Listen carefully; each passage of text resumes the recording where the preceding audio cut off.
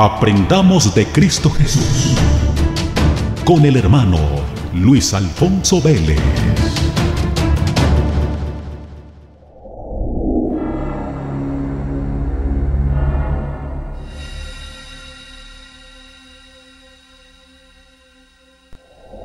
Paz de Cristo, amigos y hermanos.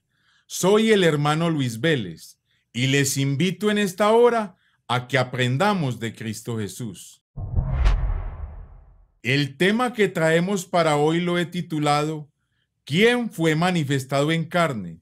¿El Padre o el Hijo? Y como texto base tomaremos la primera carta de Timoteo en el capítulo 3, el verso 16. E indiscutiblemente, grande es el misterio de la piedad. Dios fue manifestado en carne, justificado en el Espíritu, visto de los ángeles, predicado a los gentiles, creído en el mundo, recibido arriba en gloria. La versión Reina Valera utiliza la palabra Dios en este texto, afirmando que fue Dios Padre quien fue manifestado en carne, pero algunas versiones traducen el texto sin la palabra Dios y en su lugar ponen la frase Él fue manifestado en carne, o en otros casos utilizan la palabra Cristo fue manifestado en carne para indicar que fue el Hijo y no el Padre quien fue manifestado en carne.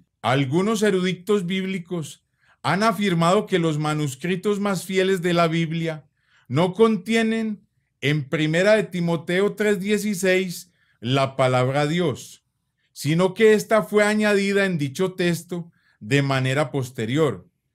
Aprovechando ese argumento, algunos arrianos y curiosamente algunos trinitarios han afirmado que la ausencia de la palabra Dios niega que Dios se haya manifestado en carne. La Nueva Versión Internacional no presenta la palabra Dios en el texto de 1 Timoteo 3:16, sino que en su lugar presenta la palabra Él. No obstante, otros estudiosos han propuesto que la traducción correcta debe ser el cual. Ahora preguntémonos, ¿la ausencia del vocablo Dios negaría que Dios fue manifestado en carne? Como todos sabemos, la doctrina de Dios manifestado en carne no depende únicamente de 1 Timoteo 3:16, sino que es una enseñanza que abunda en toda la Escritura, pues es el fundamento de la fe cristiana. Pero aun si fuera cierto que la Biblia dijera originalmente Él, el significado seguiría siendo el mismo, y es que Él, o sea Dios, fue manifestado en carne. ¿Por qué afirmamos esto? Porque la palabra Él es un pronombre que se refiere a un sustantivo. El sujeto al que se refiere la palabra Él lo encontramos en el verso 15, que dice a la letra, para que citando, sepas cómo debes conducirte en la casa de Dios, que es la iglesia del Dios viviente. He ahí el sujeto, columna y baluarte de la verdad. Él, o sea el Dios viviente, fue manifestado en carne. Debemos tener en cuenta que el verso 15 dice que el dueño de la iglesia es el Dios viviente. Y por los lectores de la Biblia es bien sabido que el dueño de la iglesia es Jesucristo, pues Él dice que Él mismo la edificará y dice que la iglesia es suya. La expresión el Dios viviente hace referencia, según Pablo, al Padre eterno, del cual, como iglesia, somos su templo. Somos el templo donde habita el Dios viviente. Segunda de Corintios 6:16 lo dice. ¿Y qué acuerdo hay entre el templo de Dios y los ídolos? Porque vosotros sois el templo del Dios viviente, como Dios dijo, habitaré y andaré entre ellos, y seré su Dios, y ellos serán mi pueblo. La expresión Dios fue manifestado en carne, o se dejó ver en carne, hace referencia al Padre eterno. Por tal razón, Pablo afirma que el Dios viviente es nuestro Salvador en 1 Timoteo 4:10, pero que mayormente de quienes creen o entienden el misterio de la piedad. También el profeta Jeremías nos enseña que el Dios viviente es Jehová. En Jeremías capítulo 23, el verso 36 dice lo siguiente: pues pervertisteis las palabras del Dios viviente, de Jehová de los ejércitos. Jeremías lo identifica a Jehová como el Dios viviente. Dios nuestro termina diciendo, si tenemos en cuenta que la Biblia originalmente no estaba dividida en versículos, entonces entenderemos que no había nada que impusiera un límite a lo que hoy conocemos como el versículo 15 y el versículo 16. Por eso el pronombre él corresponde directamente al sustantivo Dios o a la expresión el Dios viviente. Es interesante notar que este caso no solo se presenta en este versículo, sino que se repite en otros muchos lugares de la Escritura. Primera de Timoteo 2:4, donde dice a la letra, el cual, y enseguida vamos a ver quién es el cual, quiere que todos los hombres sean salvos y vengan al conocimiento de la verdad. ¿Quién quiere que todos los hombres sean salvos? Sería la pregunta, y vengan al conocimiento de la verdad. Pues la respuesta es evidente. Ese que quiere eso es Dios. Alguno dirá, pero el verso no dice Dios, sino que dice el cual. ¿Por qué dice usted eso? Cuando el verso lo que dice es el cual. Porque el verso anterior, es decir, el verso 3 del capítulo 2, nos enseña que el sujeto es Dios nuestro Salvador. ¿Se da cuenta usted que este caso es igual al caso de Primera de Timoteo 3:16, donde aún cuando no aparece el sujeto dentro del versículo mencionado, el contexto nos orienta para entender que se refiere al Dios viviente? De la misma manera, en Romanos 2:6 dice lo siguiente, el cual pagará a cada uno conforme a sus obras. Pero al recurrir al versículo 2, podemos darnos cuenta que el sujeto que se dice el cual es Dios. En Colosenses el capítulo 1, el verso 13, también se menciona la palabra el cual. Y damos este tercer ejemplo para que quedemos convencidos de que en Primera de Timoteo 3:16 se hace alusión a Dios y no a otro. El cual nos ha librado de la potestad de las tinieblas y trasladado al reino de su amado Hijo. Pero al comparar con el verso 12, apreciamos que el sujeto es el Padre, con gozo, dando gracias al Padre, ese es el sujeto, que nos hizo actos para participar de la herencia de los santos en luz. Quizás algunos se confundan con la expresión el Padre nos ha librado y trasladado al reino de su amado Hijo. Pero lo que Pablo trata de decir es que el Espíritu Eterno, a quien llamamos el Padre Eterno, nos rescató del poder de la oscuridad y nos ha traído al reino de luz de su manifestación en carne. Ahora somos hijos de la luz, ya que antes éramos hijos de las tinieblas.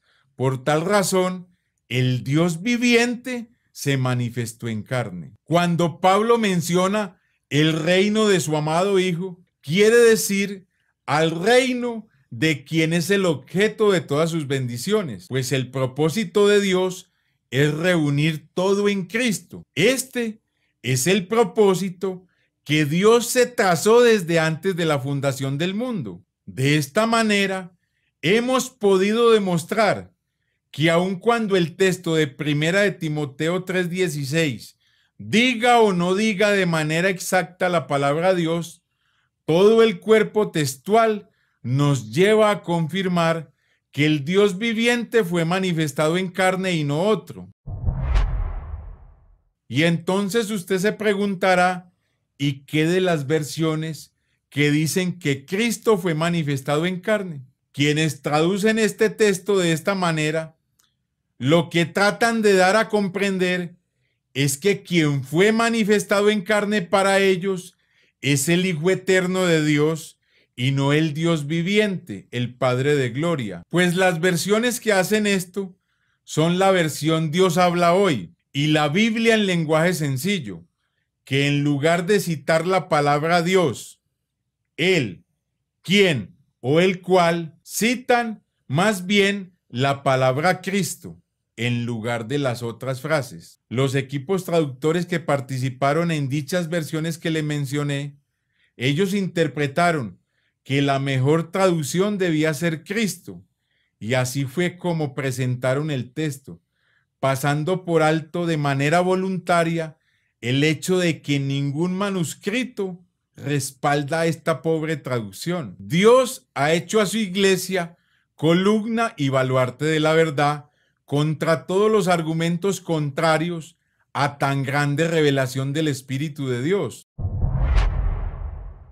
Algunas personas que no creen que Dios fue manifestado en carne refutan tal revelación diciendo o preguntándose lo siguiente: si decimos que el verso 16 se refiere a Dios que fue manifestado en carne, también tendríamos que decir que Él fue justificado en el Espíritu. Entonces se preguntan, ¿cómo pudo el Dios eterno ser justificado en el Espíritu si Él nunca ha cometido pecado? Se preguntan ellos. La respuesta es evidente.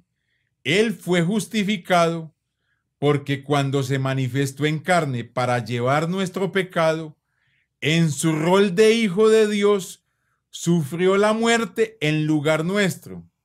Pero la muerte no pudo retenerlo al no hallar delito o pecado alguno en él, pues el aguijón de la muerte es el pecado, y el poder del pecado es la ley. Por tal razón, se hizo nulo el poder de la muerte en él, y el sepulcro no pudo cantar victoria con este inocente, pues nunca quebrantó la ley. Por tal razón, fue declarado justo al resucitar de entre los muertos. En Primera de Pedro nos dice la Escritura: Él no cometió pecado, ni se halló engaño en su boca. Por eso la muerte no lo pudo retener. Dios manifestado en carne fue visto de los ángeles, y ellos se preguntan, ¿acaso los ángeles no habían visto a Dios? Pues se vinieron del cielo para verlo como nunca lo habían visto. Lo vieron en su nacimiento como hombre. Por tal razón, cuando nació el Hijo de Dios, o sea, Dios manifestado en carne, vinieron ángeles y al verlo en tal condición, al Dios manifestado en carne, le adoraron, pues había mandamiento de adorar al Creador de todo en tal manifestación. El capítulo 1 de Hebreos en el verso 6 nos lo dice. Y otra vez, cuando introduce el primogénito en el mundo, dice: adórenle todos los ángeles de Dios. Y en el verso siguiente les dice la razón de tal adoración: adoren al Creador de los cielos y la tierra. Y tú, oh Señor, en el principio fundaste la tierra, y los cielos son obra de tus manos. Ellos perecerán, mas tú permaneces. Adoren al que permanece para siempre, era la orden. Adoren al Eterno. Lo vieron en su agonía orando y en su crucifixión. Lo vieron en su resurrección, triunfando sobre la muerte y el pecado, y derrotando a Satanás en su condición de hombre. Lo vieron en su ascensión al cielo. Lo vieron como el poderoso en batalla. Dios manifestado en carne ha sido predicado a los gentiles. Se preguntan muchos, ¿cómo puede ser posible esto si era el Dios de Israel, de los judíos, y no Dios de los gentiles? Pues como dice la Escritura, y en su nombre esperarán los gentiles. Cristo se predicó a sí mismo. Él no predicó a otros, sino a sí mismo. El mensajero era el mensaje, primeramente para Israel, pero ningún judío imaginó que Dios sería predicado a lo que para ellos eran los perros o los cerdos de este mundo. Dios venía a buscar también a los gentiles, a los que no eran pueblo, para que fuesen su pueblo. Dios manifestado en carne ha sido creído en el mundo, pues la fe es un don de Dios, pues Dios vino a consumar su obra a favor de los hombres para que el hombre pudiese creer en el gran amor que Dios tiene hacia su creación. El autor y consumador de la fe estaba presente. Eso fue lo que el mundo debía creer y lo que creen muchos sin haberlo visto, solo porque otros y el mismo Señor lo anunciaron. Dios manifestado en carne ha sido recibido arriba en gloria. Esta declaración había sido anunciada en los Salmos con anticipación de que Dios subiría y sería recibido en gloria para sentarse en su trono y reinar sobre todas las naciones. Pero todos sabemos por la Escritura que Dios no va ni viene, ya que Él es el que lo llena todo. Pero el Salmo 47:5 dice que subió Dios con júbilo, Jehová con sonido de trompeta. Cantad a Dios, cantad, cantad a nuestro Rey, cantad, porque Dios es el Rey de toda la tierra, cantad con inteligencia. Reinó Dios sobre las naciones, se sentó Dios sobre su santo trono. Cuando Dios manifestado en carne resucitó de entre los muertos, subió por encima de todos los cielos para llenarlo todo. Dios en ese momento pudo llegar a ser todo en todos los creyentes, pues aquel que lo reciba puede llegar a obtener la llenura del Espíritu Santo de Dios. ¿Quién más puede llenarlo todo aparte de Dios? Ninguno. Solo Dios puede llenarlo todo. Por eso Él ascendió a su lugar de gloria. Esto daba cumplimiento a su vez a la profecía del Salmo 24. ¿Quién subirá al monte de Jehová? Es la pregunta. ¿Y quién estará en su lugar santo? Pues ningún hombre lo podía hacer, solo Dios manifestado en carne, el limpio de manos y puro de corazón, el que no ha elevado su alma a cosas vanas, ni jurado con engaño. Tal declaración muestra la imposibilidad para salvarnos a nosotros mismos, pues no hay justo ni aun uno, dice la Escritura, y todo hombre es mentiroso. Esto excluía a todos los hombres y hacía que Dios fuera el único que lo podía hacer. Él recibirá bendición de Jehová, o sea, la manifestación en carne de Dios, y justicia del Dios de salvación. Ahora veamos cuándo entra su iglesia. Tal es la generación de los que le buscan, de los que buscan tu rostro, oh Dios de Jacob. El rostro o la faz de Dios es Cristo. Solo quien logre encontrar el rostro o reconocer a Dios en Cristo hará parte de la generación que será transformada por el Dios viviente y podrá estar en el lugar santo, en el monte de Jehová, en Sión, tipo de la iglesia del Señor. Alzaos puertas vuestras cabezas, y alzaos vosotras puertas eternas, y entrará el Rey de Gloria. Y si va a entrar fue porque salió, pero ¿quién está esperando que le abran para poder entrar? Pues el verso 8 lo describe. ¿Quién es este Rey de Gloria?